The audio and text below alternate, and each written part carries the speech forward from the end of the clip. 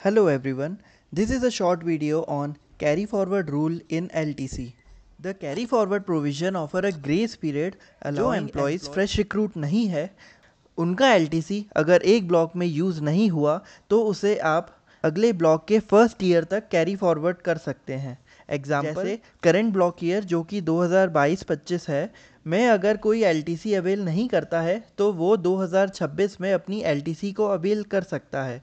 इसमें ध्यान रखें कि इंटीमेशन का फॉर्म भरते टाइम ब्लॉक ईयर 2022-25 वाला ही मेंशन करें। इन केस ब्लॉक ईयर 2026-29 वाला मेंशन किया तो वह LTC कैरी फॉरवर्ड नहीं मानी जाएगी और 2022-25 वाली LTC लैप्स हो जाएगी। क्या वह दोनों बची हुई LTC को अवेल नहीं कर सकता? दोनों अवेल नहीं कर सकते हैं। अगर दोनों अवेल करनी है तो एक प्रीवियस ब्लॉक ईयर एंड एक करंट ब्लॉक ईयर जो कि इस केस में 2026-29 रहेगा की LTC अवेल कर सकता है। फ्रेश रिक्रूट के केस में कैरी फॉरवर्ड का कोई प्रोविज़न नहीं है।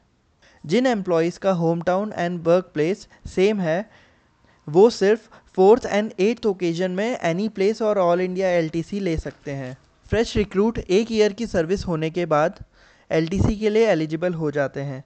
अगर कोई एम्प्लॉई ने 31/12/2024 को सर्विस ज्वाइन की है तो वो 31/12/2025 को LTC के लिए एलिजिबल हो जाएगा।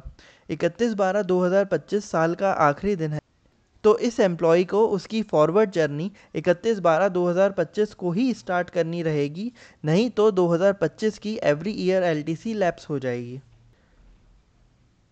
तो फ्रेश रिक्रूट के केस में कैरी फॉरवर्ड के प्रोविज़न ना होने के कारण इन सब बातों का ध्यान रखना इम्पॉर्टेंट है।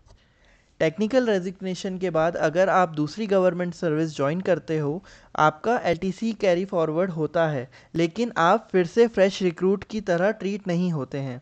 मतलब आपकी 8 ईयर की सर्विस जिसमें आपको एवरी ईयर LTC मिलती है आपके इनिशियल अपॉइंटमेंट की डेट से मिलती है, ना कि रीजॉइनिंग की डेट से। This is a short comparative overview of LTC carry forward.